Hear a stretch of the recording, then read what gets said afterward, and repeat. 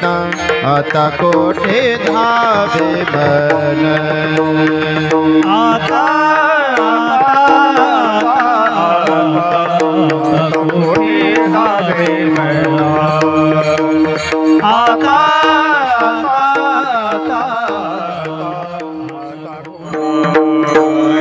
हरि जय राम कृष्ण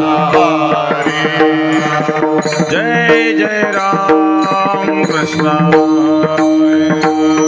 जय जय राम कृष्ण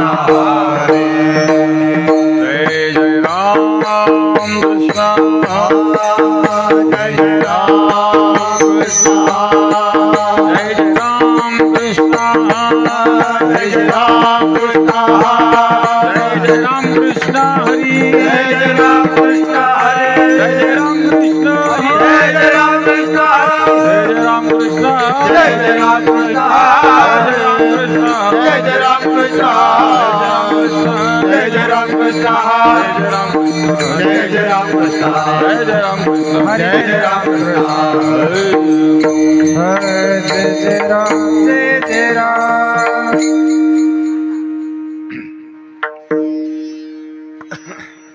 रूप पाहता लोचनी रूप पाहता लोचनी पाहतालो जने पाहतालो जने सुख झाले हो साजनी सुख झाले हो साजनी विठ्ठल बरवा हा विठ्ठल बरवा सुख झाले वो साजने झाले वो साजने तुहा विठ्ठल बरवा तुहा विठ्ठल बरवा तो हा माधव बरवा तो हा माधव बरवा तो हा विठ्ठल बरवा तो हा विठ्ठल बरवा माधव बरवा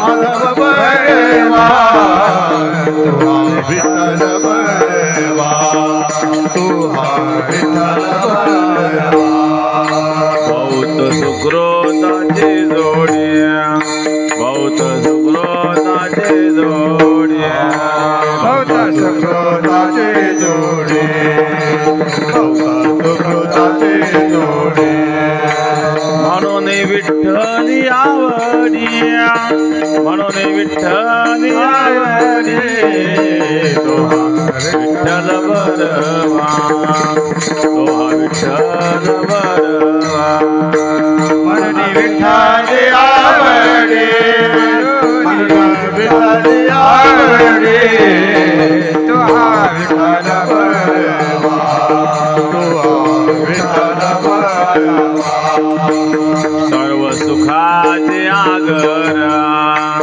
सर्व सुखाचे आगर सर्व सुखाचे आगर सर्व सुखाचे आगर बाप रखुमा देवी मारा बाप रखुमा देवी मारा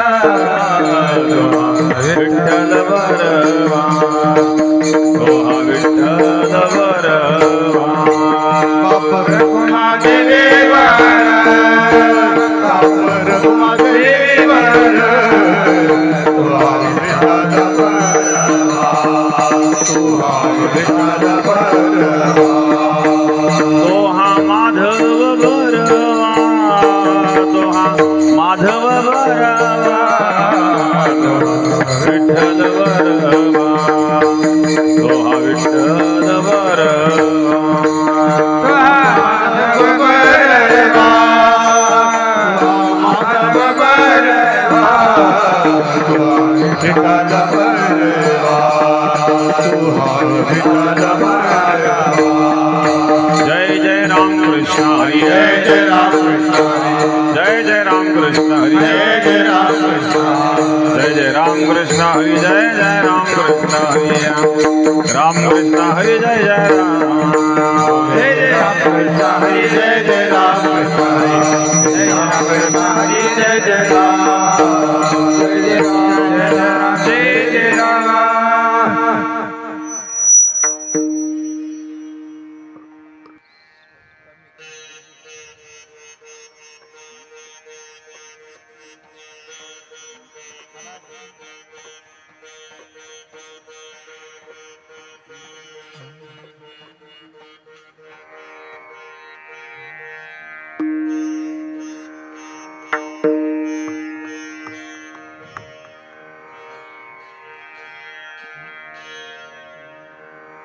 नको नको मना गुंतो माया जाणी नको नको मना गुंतो माया जाणी नको नको मना गुंतो माया जाणे नको नको मना गुंतो माया जाणे काळ आला जवळी ग्रासावया काळ आला जवळी ग्रासावया काळाचे उडी पडेल माझे काळाचे उडी पडेल माझे काळ आला जवळी ग्रासावया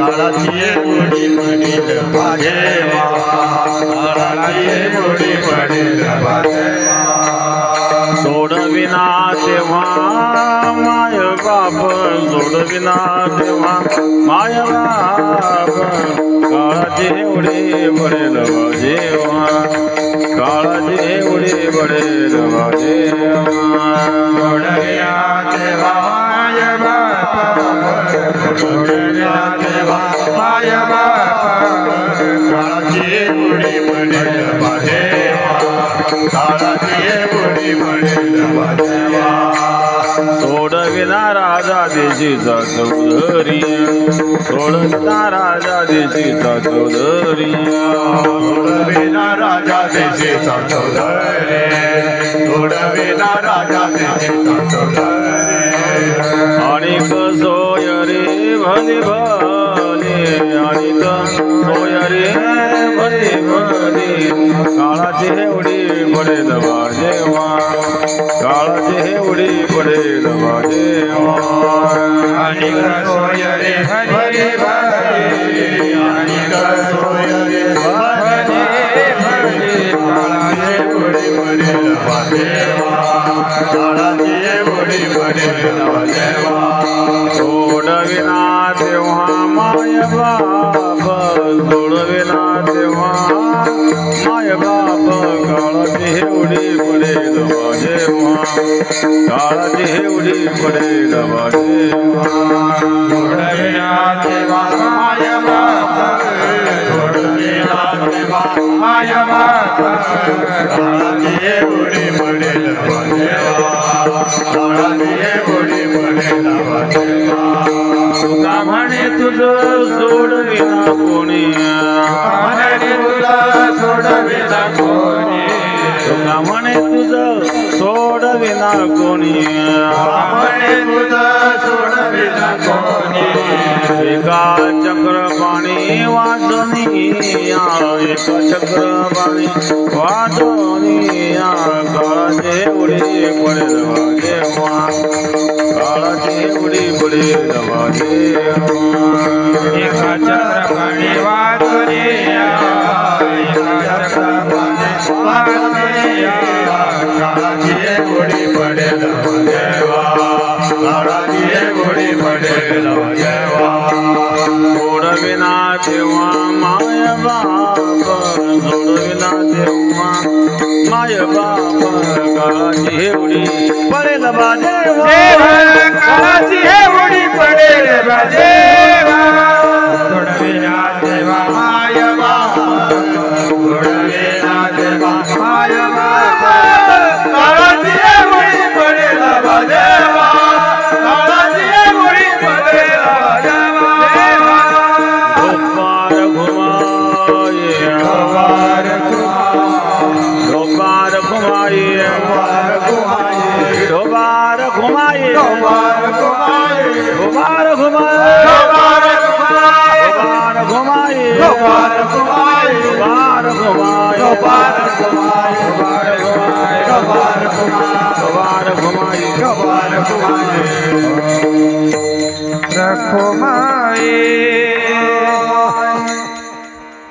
हरो हरो हरो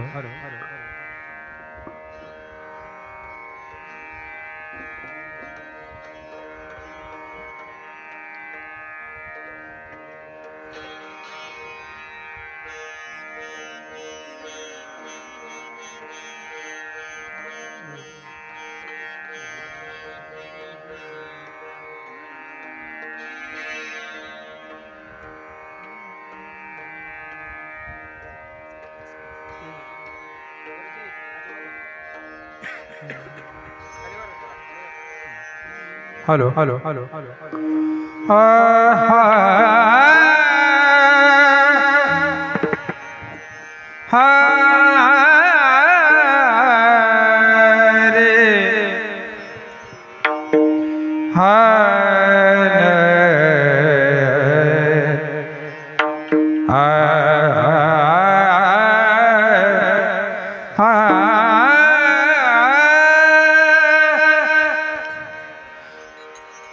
हे नको नको मना तू माया जाळे नको नको मना तू माया जाळे नको नको मना तू माया जाळे नको नको मना तू माया नको मना तू माया जाळे नको नको नको नको मना तू माया जाळे नको नको मना तू माया जाळे नको नको मना तू माया जाळे काळाला जवळी ग्रासवया काळाला जवळे ग्रासवया काळाची हे उडी पडेल माझेवा काळाची हे उडी पडेल माझेवा काळाला जवळी ग्रासवया काळाला जवळी ग्रासवया काळाची उडी पडेल माझे माय काळाची उडी पडेल माझे नको नको मना तू माया जाळे नको नको मना तू माया नको नको मना तू माया जाळे हे नको नको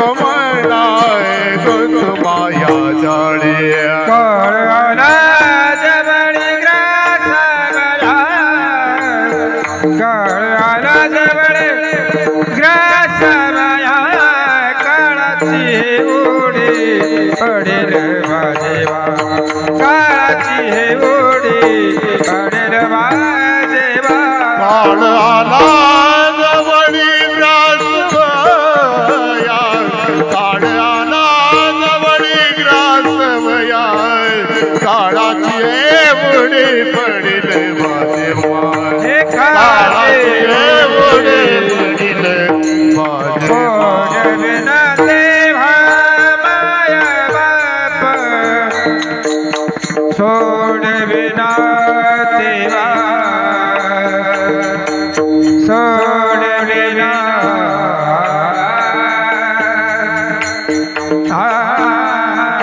सोडविना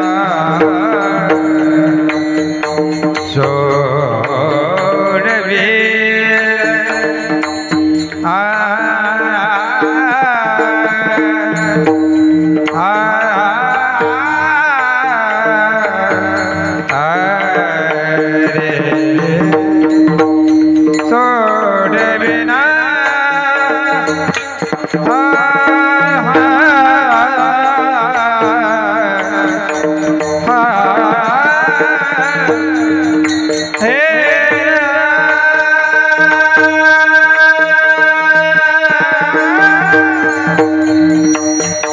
सोडविना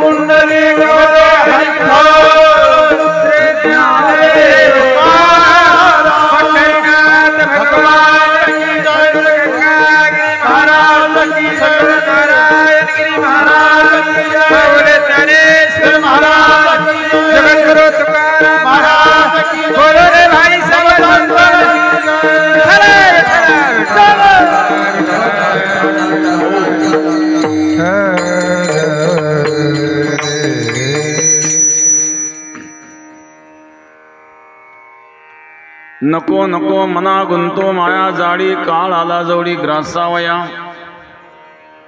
काळाची एवढी पडेल बा जेव्हा सोडविना तेव्हा माय बाप सोडविना राजा देशीचा चौधरी आणि सोयरी भली भली काळाची एवढी पडेल बा जेव्हा सोडविना तेव्हा माय बाप तुका म्हणे तुझं सोडविना कोणी एका चक्रपाणी वाचून काळाची एवढी पडेल बा जेव्हा सोडविना तेव्हा माय बाप पांडुरंगा गुरु प्रथम पांडुरंगा गुरु प्रथम नमः पांडुरंगा गुरु प्रथम पांडुरंगा गुरु प्रथम नमः दूसरे चरण संताची दूसरे चरण संताची दूसरे चरण संताची पंचाग्रमाधारे कथेचा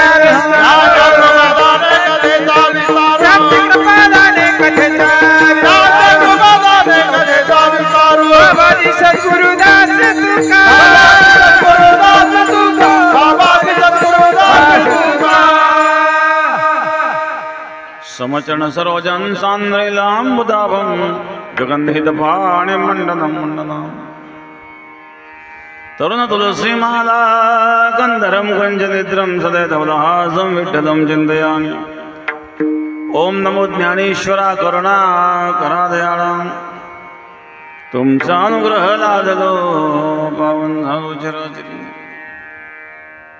ध्यान मुदम गुरुर्मूर्ती पूजा मुदम गुरुपदम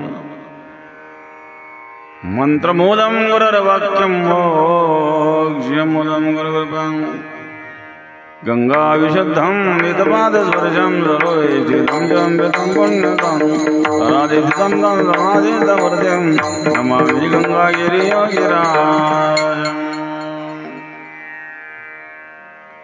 शुचिः शीलः समदक्ष सप्रतापे जितेन्द्रियम् तं नारायणगिरिं वन्दे सच्चिदानन्दविग्रहम्। योगराज सद्गुरु गंगागिरी महाराजांच्या कृपेने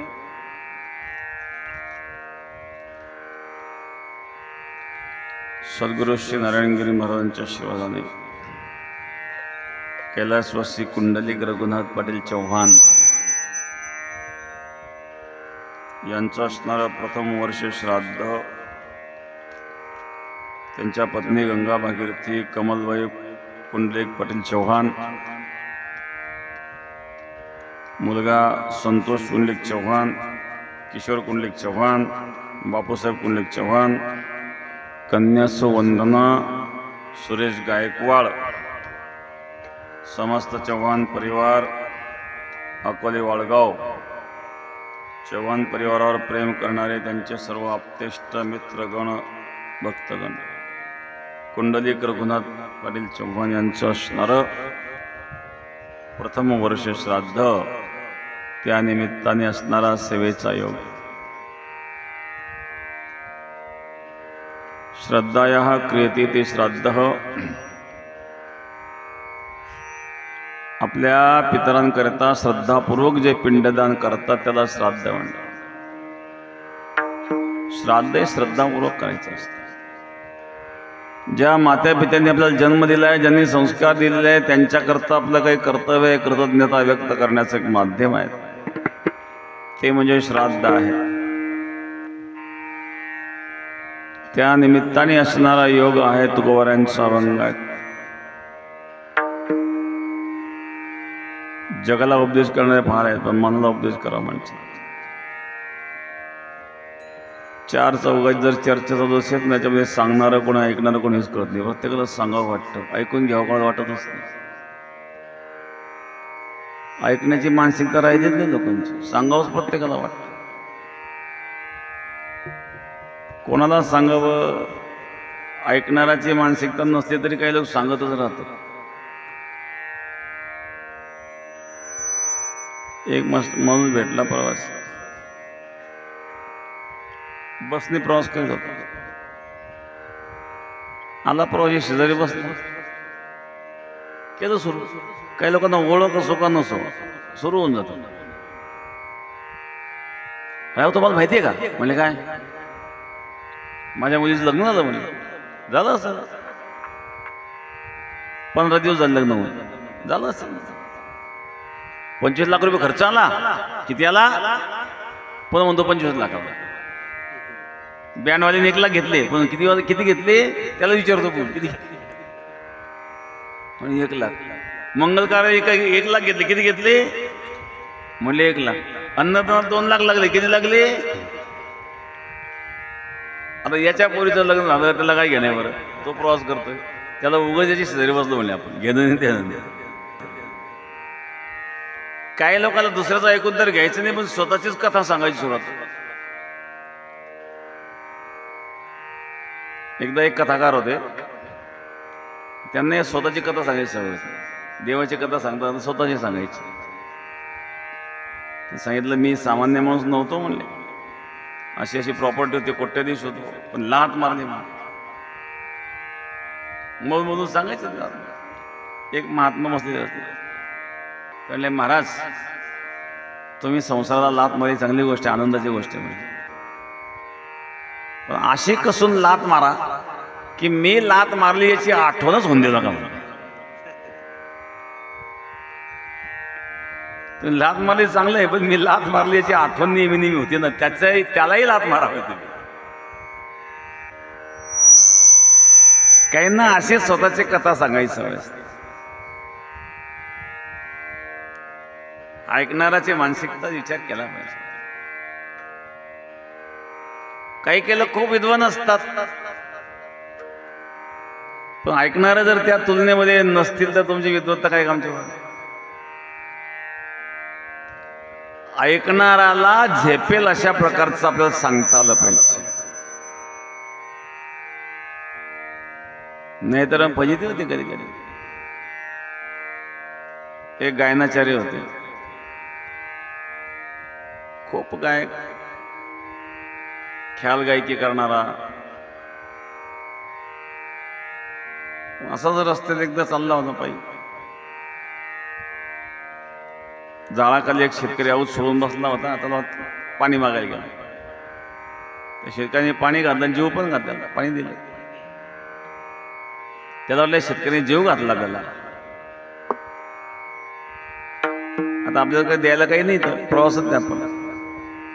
याच्या उपकारून उतऱ्या होण्याकरता काहीतरी केलं पाहिजे आपण. आपल्याकडे गायन कला आहेत, त्यांनी गायन सुरू केलं, त्यांनी राग सुरू केला. आणि त्यांनी जो राग सुरू केला विलंबित, आणि ताण मारायला सुरुवात केली. आता या शेतकऱ्याला काय करतं महाराज, रागन काय. त्यांनी जेव्हा ताण मारायला सुरुवात केली तो म्हणलं या बाबा काय झालं म्हणलं. आता तर चांगला होता ना, काय थरथर करायला लागला असं. घाबरला ना तो. या शेतकऱ्याच्या भाकरी खाल्ल्यामुळे झालं का काय म्हणजे, आपल्या नावावर नका आपल्यावर म्हणे. तेव्हा दुसरा माणूस आला, बघा ना माणसं काय झालं. तो डोळे बंद करून ताण मारतोय. तो म्हणला माझा बैल सुद्धा थरथर करायचा म्हणे. मग मी डागवलो होतो म्हणजे त्याला.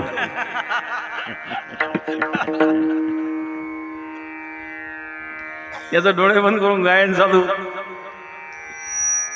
त्यांनी 2-4 लाकडं गोळा केले आणि ते पेटवून गज तापायला ठेवला. गज तापायला ठेवला. तेव्हा ते आणखी तिसरा माणूस आला. म्हणलं का काय झालं, काय चालू आहे. बघा ना या माणसं काय झालं, हा काय थरथर करते म्हणजे. दुसरा म्हणला डागायची तयारी चालू आहे म्हणजे. तिसरा तर थोडं ज्ञान होते. तो थांबा म्हणजे तो गेला त्या गाणारच्या कानात सांगितलं, आता गायन बंद कर, डागायची वेळ आली.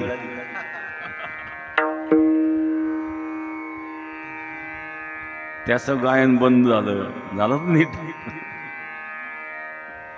आता समोरच्याचं ज्ञानच नाही, त्याला तुम्ही सांगून काय उपयोग. विद्वान जर एखादा मनुष्य असेल तर त्याची विद्वत्ता झेपण्याची क्षमता जर श्रोत्याकडे नसेल तर त्याच्या त्या विद्वत्तेला काही महत्व नाही.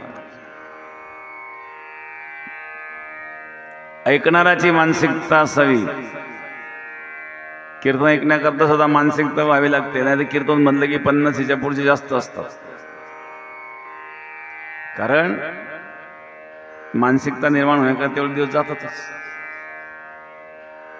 हळूहळू संसारामध्ये चटके बसून बसून होरपडून लागतो थोडं मार्गाला.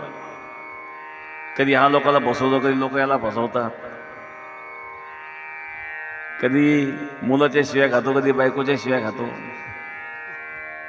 असं करून करून हळूहळू त्याला वाटतं या संसार काही तथ्य नाही. आणि मग त्याची भावना तयार व्हायला लागते. संसार दुःख मूळ चहूकडे इंगळ, संसार मूळ चहूकडे इंगळ. विश्रांती नाही कोठे रात्रंदिवस तळमळ. विश्रांती नाही कोठे रात्रंदिवस तळमळ. काम क्रोध लोभ शोधी पाठी लागले ओढाळ. काम क्रोध लोभ शोधी पाठी लागले ओढाळ. कवना आम्ही शरण जावो दृष्टी देईल निर्मळ. कवना आम्ही शरण जावो दृष्टी देईल निर्मळ. धर्म जागो सदैवाचा जबाबर उपकारे दृष्टी देतो नावानी उच्चारे. धर्म जागो सदैवाचा जबाबर उपकारे आंधळ्या दृष्टी देतो त्याचे नावाने उच्चारे.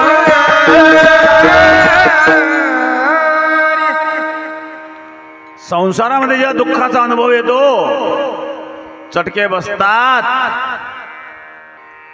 मग त्याला परमार्थ आवडायला लागतो. बरं का, म्हणजे ऐकण्याची मानसिकता तयार होते, आपोआप नाही तयार होते. श्रीमद भागवतामध्ये आत्मदेव ब्राह्मणाची कथा येते. आत्मदेव जो होता त्याला संतती नव्हती, लोक हिणवायचे. आला आणि पुत्री चांडाळ आहे त्याचं तोंड पाहू नका. निपुत्रिका म्हणते पहा हो चांडाळ पातकांचे मूळ पोरवडा. लोक निपुत्रिकेला चांडाळ म्हणतात. निपुत्रिका आहे त्याचं तोंड पाहू नका. ज्याला जास्त मूल झालं त्याला याचं पाप आहे म्हणतं. खाऊ घालता येत नाही, शिक्षण करता येत नाही, तेव्हा समजलं नाही का? जग आहेत महाराज. संतती नव्हती, लोक हिणवायचे. आला निपुत्रिक, आला चांडाळ्याचं तोंड पाहू नका. त्याला वाटलं असं अपमानित जीवन जगण्यापेक्षा मेलेलं बरं. कायम कायम जिथे गेलं तिथं अपमान, जिथे गेलं तिथं अपमान. नाही काय जीवन. तो वैतागून आत्महत्या करण्याकरता गेला. आत्महत्या करण्याकरता निघाला. एका साधू दर्शन झालं. त्याला वाटलं चला मरता मरता साधू दर्शन घेऊ, मरू. साधू विचारला तू का रडतोय? म्हणले महाराज मी आत्महत्या करायला आलो. कशा करता? एवढं सुंदर जीवन भगवंताने दिलं आणि तू आत्महत्या करतोस?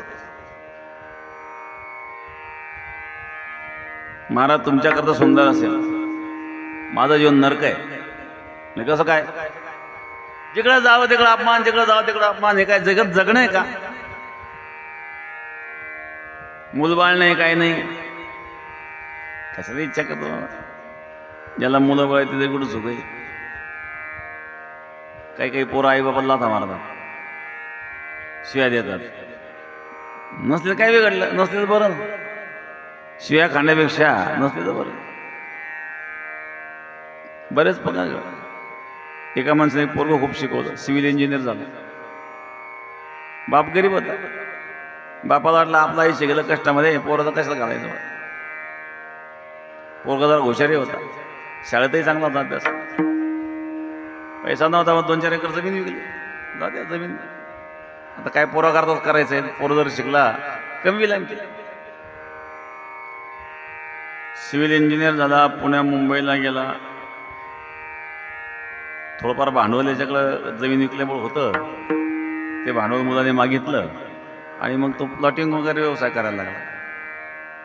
सिव्हिल इंजिनियर असल्यामुळं मग त्याच्या हाताखाली काही माणसं, मोठे मोठं बिल्डर बनला तो. पुढं कोट्याधीश झाला, अब्जाधीश झाला.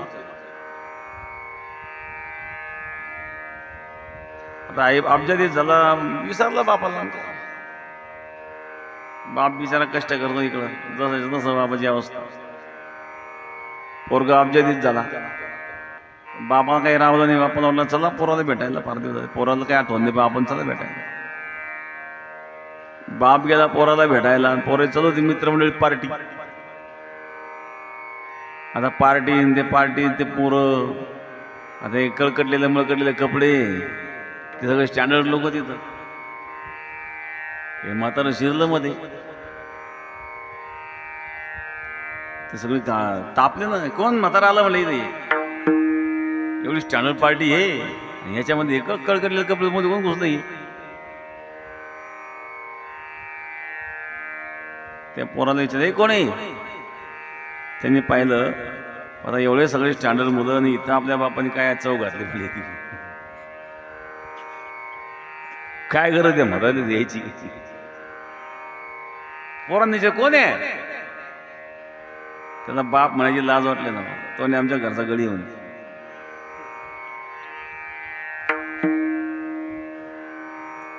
हे शब्द ऐकल्यावर तिथं अटॅक आला ना बापाला. मुलाला शिकवलं, एवढे कष्ट करून शिकवलं. बापाला वाटलं आपण कष्ट केले, मुलाच्या जीवनामध्ये इतके कष्ट नको आहेत, मुलाचं जीवन सुखी व्हावं. काही जमीन विकली मुलाच्या शिक्षणाच्या. शिक्षण झालं, मुलगा मोठा झाला आणि त्या मुलाला बापाला बाप म्हणायची लाज वाटायला लागली. महाराज हा संसार आहे, धोकेबाज संसार. अनेक प्रसंग असे जीवनामध्ये येतात. एकदा सहज संभाजीनगरला रेल्वे स्टेशन जवळ आमची गाडी उभी होती आणि एक म्हातारी भेटली. 70-75 वय होतं. रडायला लागली. म्हणजे महाराज काहीतरी 10-5 रुपये द्या, मला भूक लागली नाश्ता करायला. मी त्या म्हातारीकडे पाहिलं, तिचं राहणीमान खूप असं चांगलं वाटलं मला, व्यवस्थित. भीक मागण्यासारखी परिस्थिती नसावी या महिलेची, आधीच काय प्रसंग आहे सांगा. मी त्या म्हातारीला विचारलं, 10-5 रुपयाचा विषय नाही वाटलं, तुम्हाला जेव घालतो मी, तुमचं बिल भरतो. पण मला एक शंका आहे तेव्हा तुमच्याकडे पाहिल्यावर, तुम्हाला कोणी नाही का मुलं बाळ? ती रडायला लागली. मला 2 मुलं आहेत महाराज. मुलं काय करतात? तरी एक मुलगा डॉक्टर आणि एक मुलगा प्राध्यापक आहे. मुलांनी घरातून काढून दिलं.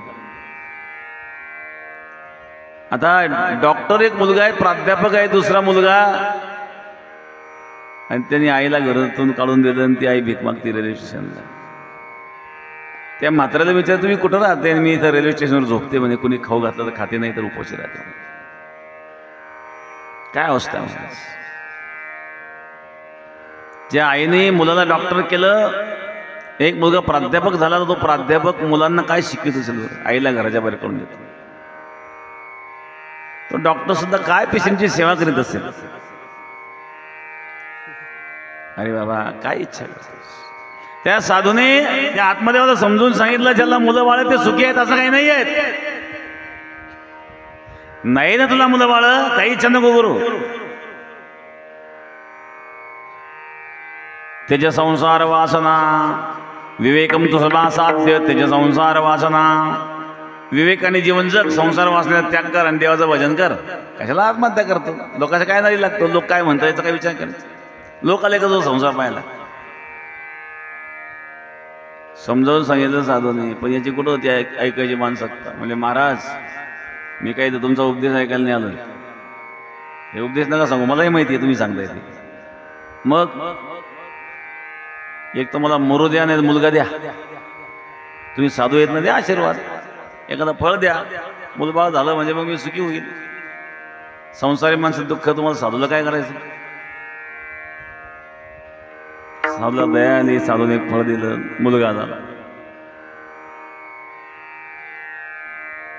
मुलगा मोठा झाला, शहाणा झाला आणि दारू प्यायला लागला, व्यसनाधीन झाला,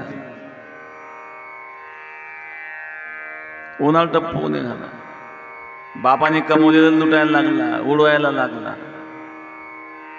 एक दिवस बापाने अडवणार, तू काय करतोस?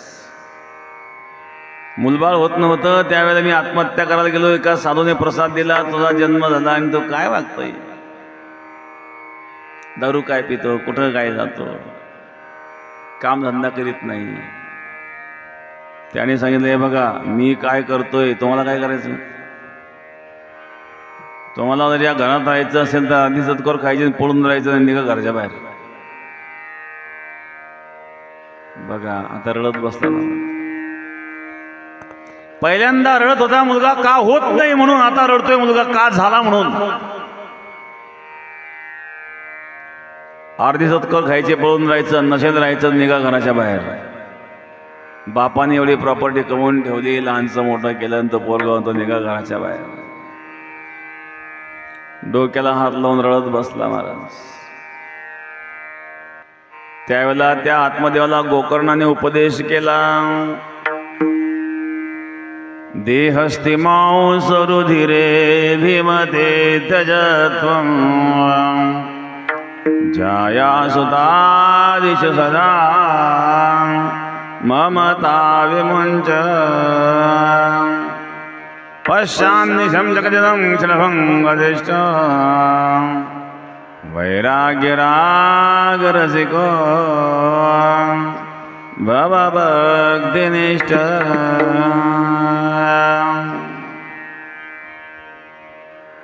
धनदार पुत्र जन, धनदार पुत्र जन, धनदार पुत्र जन, धनदार पुत्र जन.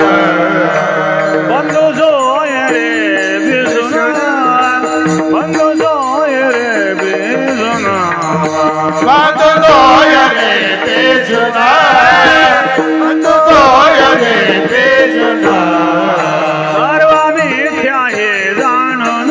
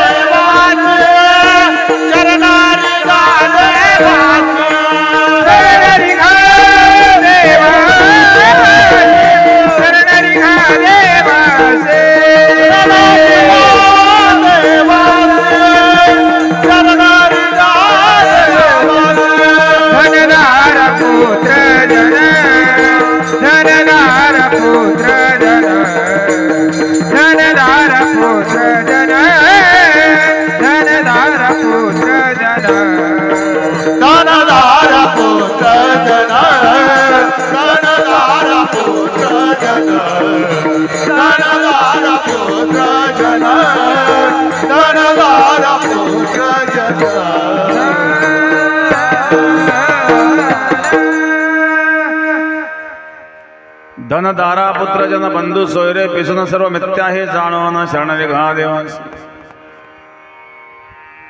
देहस्ति मांसुरधिरे विमतित्यजत्वं जाया सुतादिषु सदा ममता विमुञ्च पश्यान्निशं जगदितं क्षणभङ्गतिष्ठो वैराग्यरागरसिको भव भक्तिनिष्ठा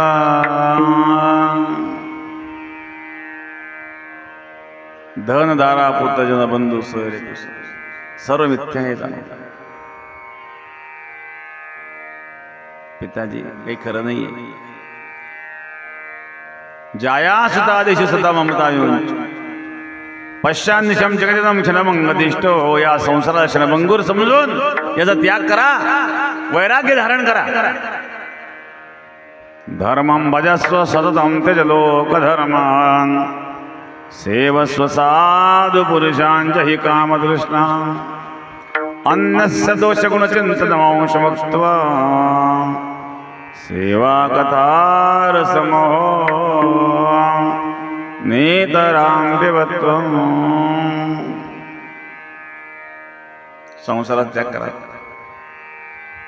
संसारात जेव्हा आपलं कोणी राहत नाही ना अशा वेळेला लुडबुड करू नका मला भूक लागली म्हणून 4-4 वेळा सांगावं लागतं तरी ताट येत नाही समजून घ्या आता आपल्या संसारात आपली गरज राहिली नाही उगा चिकटून बसतात काही लोक मरेपर्यंत त्यावेळेस सुळीत अपमानित होतात अपमान होण्याकरता राहायचं कशाला गोकर्णाने उपदेश केला जेव्हा आत्महत्या करण्याकरता गेला होता तेव्हा साधूने उपदेश केला होता पण तो पटला नव्हता बरं का पण जेव्हा संसारात चटके बसायला लागले मुलगा म्हणला राहायचं तर निघा घराच्या बाहेर आता पटायला लागला उपदेश धर्माचं पालन करा लोक धर्माचा त्याग करा साधू संतांची सेवा करा भगवंताचं भजन करा असा उपदेश केला आणि तो उपदेश आता पटायला लागला म्हणजे उपदेश जाणण्याची मानसिकता झाली पण जोपर्यंत मानसिकता होत नाही तो उपदेश फेल असतो म्हणून तुकोबारा या ठिकाणी सांगतात अरे बाबा जगाला उपदेश करण्यापेक्षा अगोदर स्वतःच्या मनाला उपदेश कर गुंतु माया जारी नको नको मना गुंतु माया जारी नको नको मना गुंतु माया जारी नको नको मना गुंतु माया जारी नको नको मना गुंतु माया जारी नको नको मना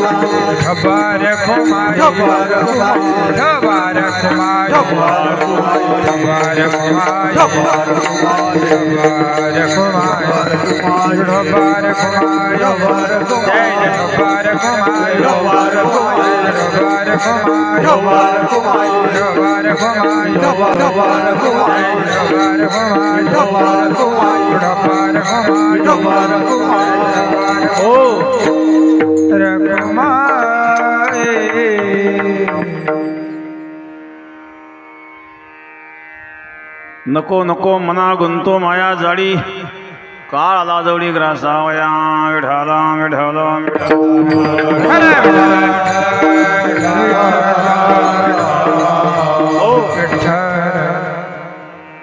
या ठिकाणी या श्राद्धाच्या निमित्ताने असणारा योग, त्या निमित्ताने उपस्थित मान्यवर या ठिकाणी मान्य मधुकरजी वालतुरे सर, जिल्हा परिषदेचे माजी सदस्य ते या ठिकाणी उपस्थित आहेत. ते दादा पाटील जगताप, चे रमेश पाटील सावंत, त्याचप्रमाणे कळू पाटील मस्के, समस्त अकोले वाळगावकर ग्रामस्थ,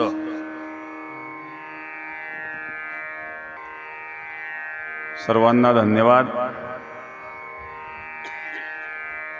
श्राद्ध होऊन गेलेलं आहे. आपल्या तारखेवर यांनी तारीख घेतलेली आहे. त्याच्यातही अडचण आली होती. सकाळी रात्री आज आळंदीला काही मुख्यमंत्र्याची आणि काही संत मंडळींची बैठक होती म्हणजे आहे. आणि आपलं स्लॅबचंही काम चालू आहे आळंदीला. आमचा विचार होता की बैठकीलाही जाऊ आणि स्लॅबलाही सुद्धा आता स्लॅबचं काम चालू आहे. रात्री स्लॅब टाकायचं, आता जवळजवळ दुपारपर्यंत होऊन जाईल स्लॅबचं. पण तो कार्यक्रम रद्द केला आम्ही. आता शेवटी घेतलेला कार्यक्रम टाळणं म्हणजे जरा अवघड होतं.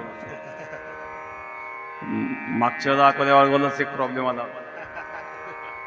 कोल्हापूरला कार्यक्रम असल्यामुळं अशाच प्रकारे बैठक असल्यामुळं सकाळी भेट देऊन आम्ही गेलो होतो.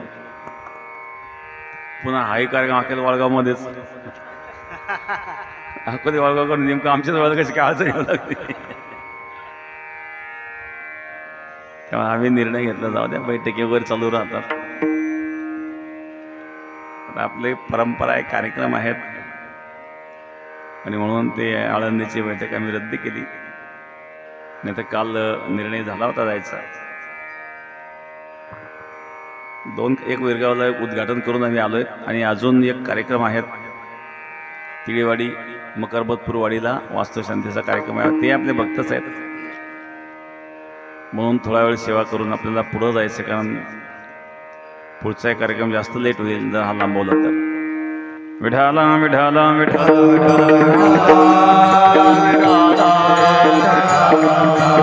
हो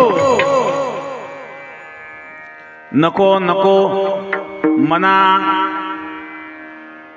अरे मना नको रे मना, नको नको नको नको मना गुंतू माया जाळी. अरे मायेच्या जाळ्यात अडकू नको म्हणा. मन जाळ्यात अडकतं. कशाप्रमाणे? इकडे एक उदाहरण दिलेलं आहे. कोसलियाने घर सुदृढ पै केले, दोन्ही द्वार लिंपून यात गुंतू गुंतू मेले. तो कोश किडा असतो, कोश तयार करतो त्याच्या भोवती, आणि त्या कोशाचे दोन्ही दार बंद करून टाकतो, गुदमरून मरतो. तसा हा संसाराचा कोश तयार केला या संसारी माणसाने, त्याच्यानं गुदमरतो. पोरांच्या लाथा खातो, बायकोच्या शिव्या खातो, पण मंदिरात कधी जाणार नाही. स्वाभिमानानं सांगतो, 80 वर्षात झाला पण अजून मंदिराची पायरी चढला नाही. कोणा कशा स्वाभिमान करा, कसं मर तसाच मग लाथा खात बसतो हाय करीत. अशा प्रकारची परिस्थिती संसारामध्ये होते. मन अडकून घेत असत. रामदास स्वामी होते. एका ठिकाणी रामदास स्वामीचा सत्संगाचा कार्यक्रम होता, प्रवचनाचा. संध्याकाळी प्रवचन असायचं, सगळं गाव यायचं. ज्या माणसाच्या घरी स्वामीजी थांबले होते तो मालकच प्रवचनाला दिसत.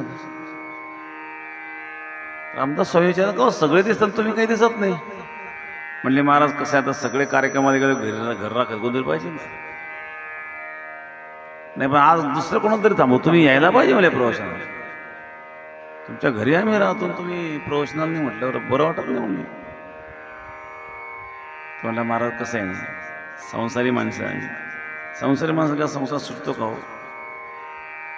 स्वामी तर संसार सोडून कोण सांगते, फक्त प्रवचनात हे सोडून सांगते मी. तुला कुठे म्हणलं संसार सोडून माझ्या बरोबर चाल म्हणून? घर राखायला कोणतरी थांबत तर नाही, आम्हाला जमणार नाही. संसाराने घट्ट धरले आम्हाला.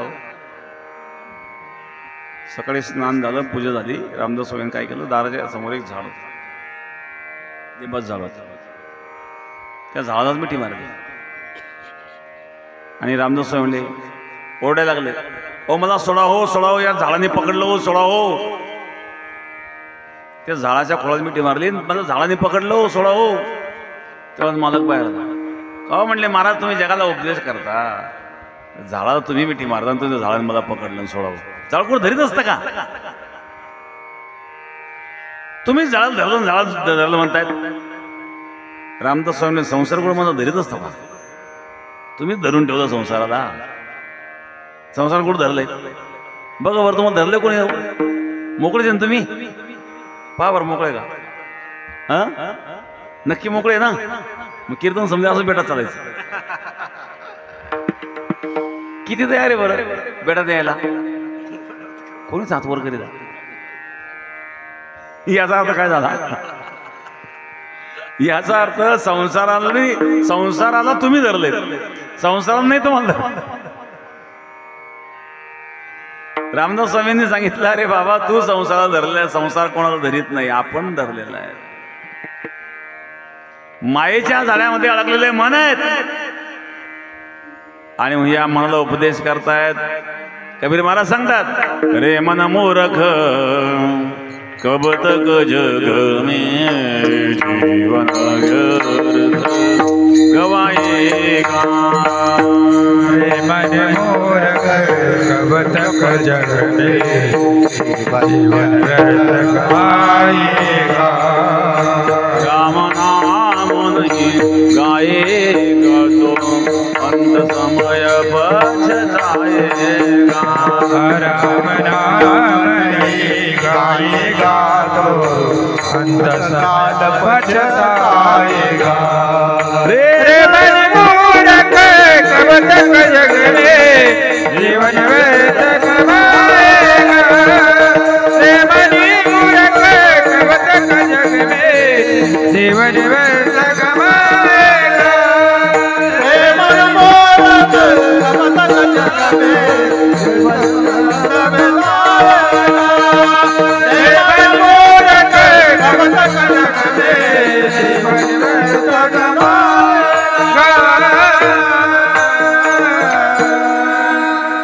अरे म्हणा का निरर्थक वेळ वाया घालतो. राम नाम नहीं गाएगा तो अंत समय पछताएगा. म्हणून राम भजो तुम, राम भजो तुम, राम भजो, राम भजो तुम, भवजल पार करे, पार करे भवजल पार करे. राम भजो राम भजो राम भजो राम भजो भवजल पार करे, पार करे भवजल पार करे. कहाँ से आया कहाँ जाना है, कहाँ से आया कहाँ जाना है. यशोधरा को मन मोह, यशोधरा को मन मोह, एक खिन सबई जावे, एक खिन सबई जावे. अंधेरा पड़ेगा तन मोह, अंधेरा पड़ेगा तन मोह. राम भजो तुम, राम भजो तुम, राम भजो, राम भजो भजो तुम भव जल पार करे भव जल पार करे राम भजो तुम राम भजो तुम राम भजो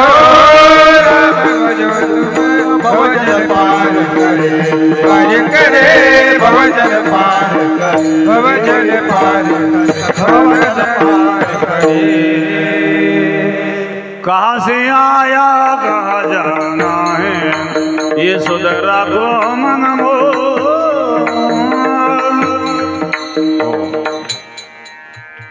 जन्माच्या बोरी कुठं होता मृत्यूनंतर कुठं असणार आहे सावधान एक अखिन मो सब ही जाए अंधेरा पड़ेगा तनमो तनमो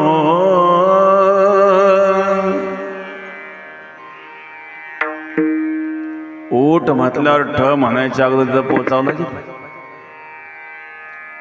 एक खिनमो सब ही जावे अंधेरा पडेगा तनमो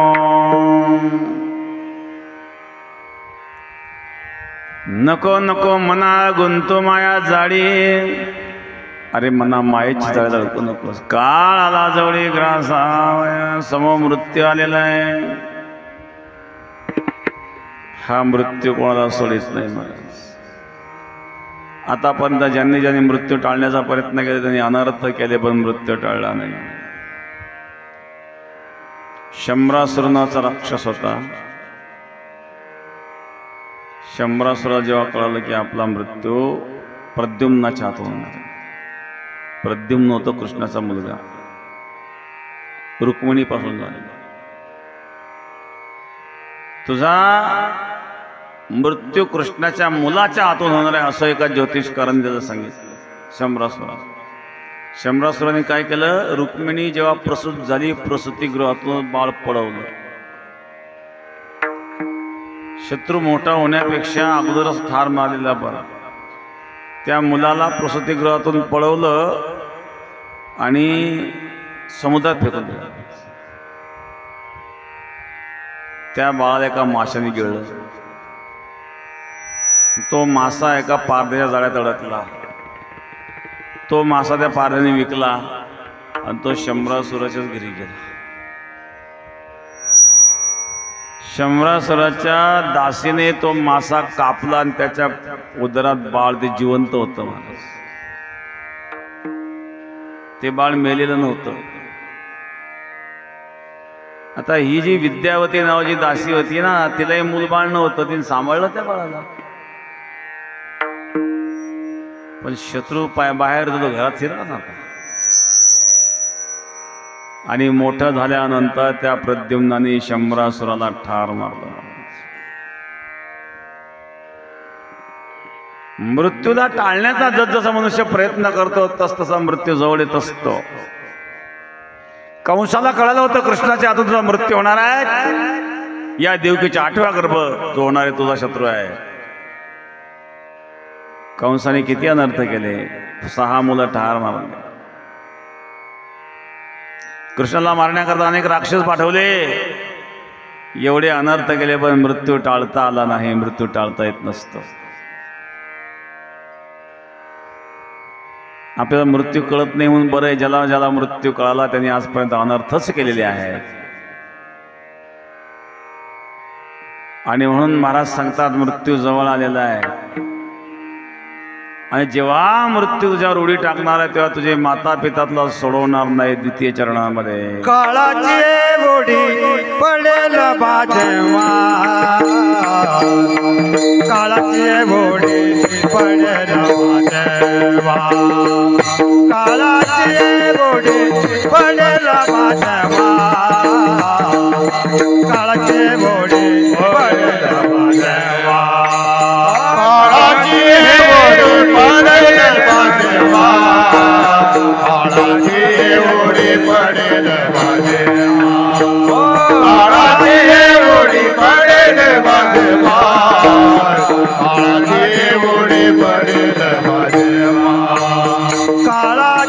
उडी पडेल बाजेवा काळाची घोडी पडला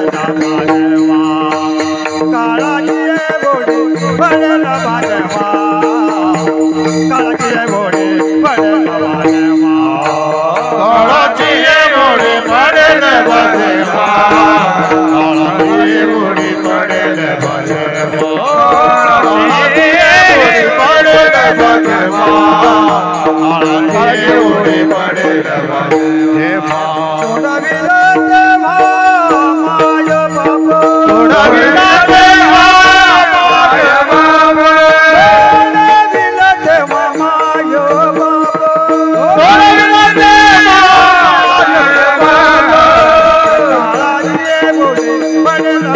बाप काळाची गोडी पडेल बाजेवा काळाची गोडी पडेल बाजेवा काळाची गोडी पडेल बाजेवा काळाची गोडी पडेल बाजेवा काळाची गोडी पडेल बाजेवा काळाची गोडी पडेल बाजेवा काळाची गोडी पडेल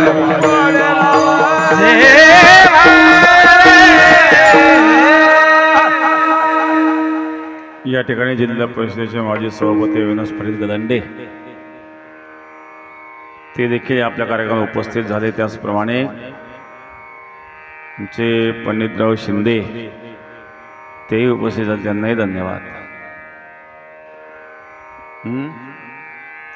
सोन्या बापूंनाही धन्यवाद, सोन्या बापू शिरसाट यांनाही धन्यवाद. चे शिंदे पाटील पाटा करतात, चांगली धावपळ करतात.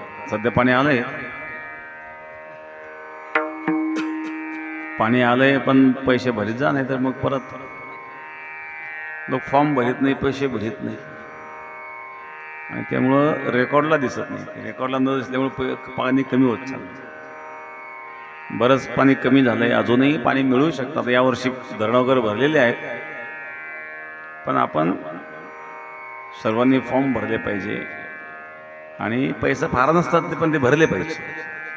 रेकॉर्डला इकडं पानाळ्याला पैसे देण्यापेक्षा तिकडे भरतात, इकडे अवैध रीतीने पैसे देतात काही लोक पाणी मिळण्याचा.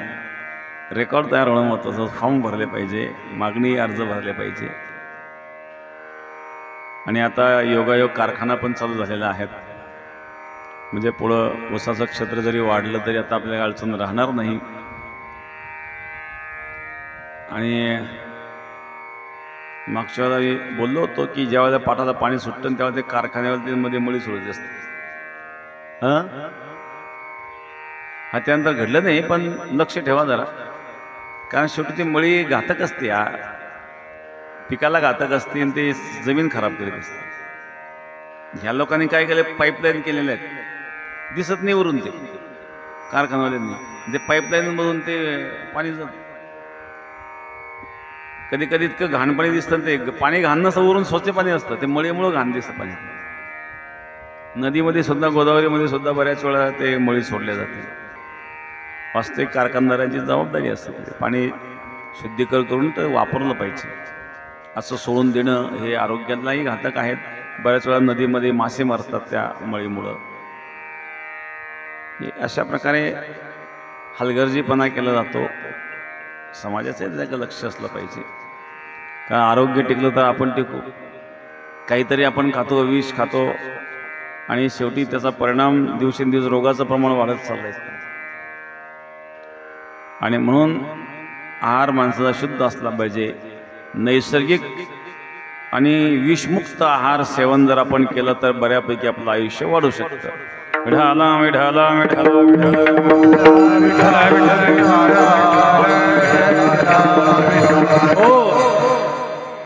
काळाची हेवडी पडेल बा जेव्हा, सोडविना तेव्हा मायबाप. मृत्यू आहेत, मृत्यू कोणालाही टाळता येत नाही, पण जेव्हा मृत्यू होतो तेव्हा सोडविना तेव्हा मायबाप. माता पिता मृत्यून सोडवतात का? नाही सोडू शकत. त्यांना काय ज्ञान आहे मृत्यून सोडवणं? ते स्वतः मृत्यूच्या अधीन झाले. प्रत्येक जीव ह्या मृत्यूच्या अधीन झालेला असतो. शरीर मरणारं असतं, आत्मा कधीच मरत नाही. म्हणून तर आत्मस्थितीची गरज आहे. जरी या शरीराचा मृत्यू आला तरी पुन्हा शरीर मिळणार आहे. शास्त्र सांगतं पुनरपि जन्म पुनरपि मरणम पुनरपि जन्मे जठरे शयनम ये संसारे गदुतसंसारे व्यापारे पाहि पुरारे. पुन्हा जन्म पुन्हा मरण ही प्रक्रिया चालू असते. आत्मा कधी मरत नसतो. मग मृत्यूचं भय वाटून घेऊन पण मृत्यू हा येतो. तो कोणालाही सोडत नाही. मृत्यूचं स्मरण व्हावं. मृत्यूचं स्मरण झालं म्हणजे मनुष्य पाप कर्म करीत नाही. म्हणून महाराज सांगतात काळाची एवढी पडेल बा जेव्हा सोडविना तेव्हा माय. कोणी राजा सोडील का हो? महाराज कोणी राजा सोडवणार नाही, कोणी चौधरी सोडवणार नाही, सोयरे तर अजिबात नाही. तृतीय चरणामध्ये सोडविना राजा देशीचा चौधरी. सोडविना राजा देशीचा चौधरी. सोडविना राजा देशीचा चौधरी. सोडविना राजा देशीचा चौधरी. सोडविना राजा देशीचा चौधरी. सोडविना राजा देशीचा चौधरी. सोडविना राजा देशीचा चौधरी. सोडविना राजा देशीचा चौधरी. आणि कसोईले भर भर. आणि कसोईले भर भर. आणि कसोईले भर भर. आणि कसोईले भर भर.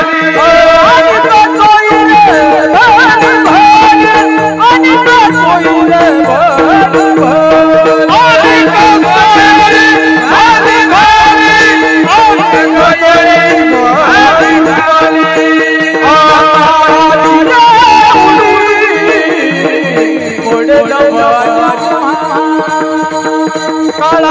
आणि कसोईले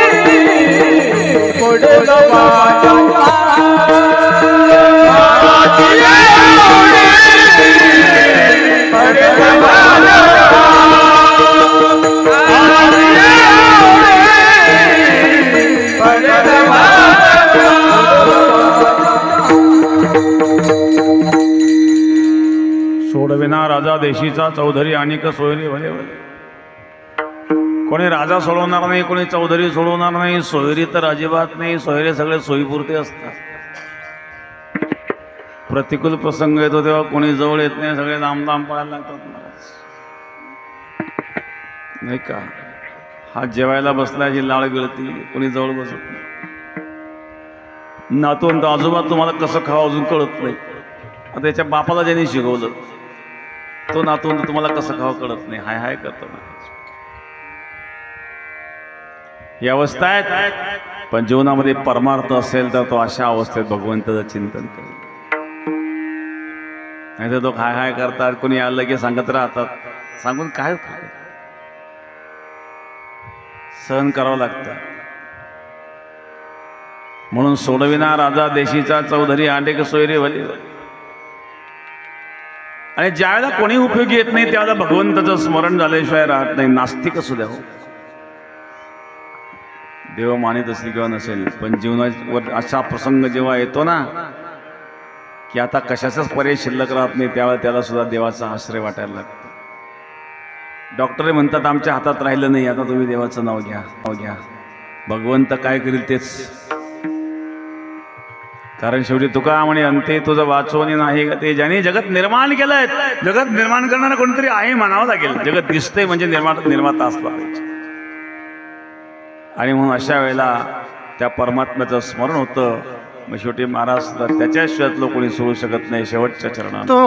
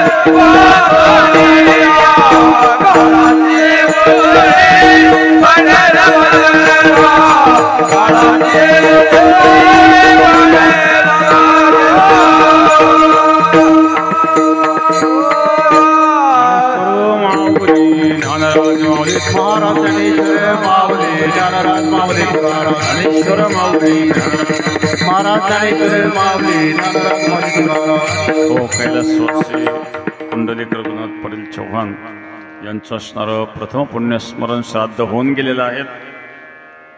आज तुम्हाला जेवायला काय हरकत नाही, कारण जेवण श्राद्धाचं नाही आहे.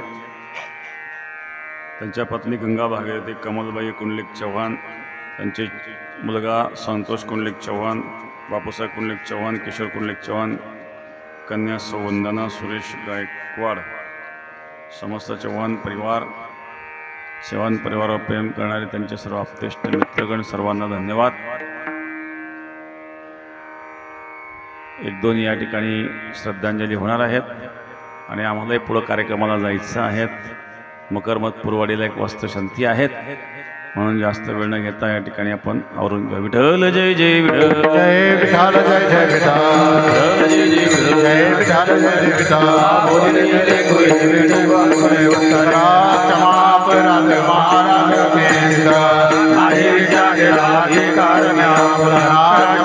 महाराज महाराज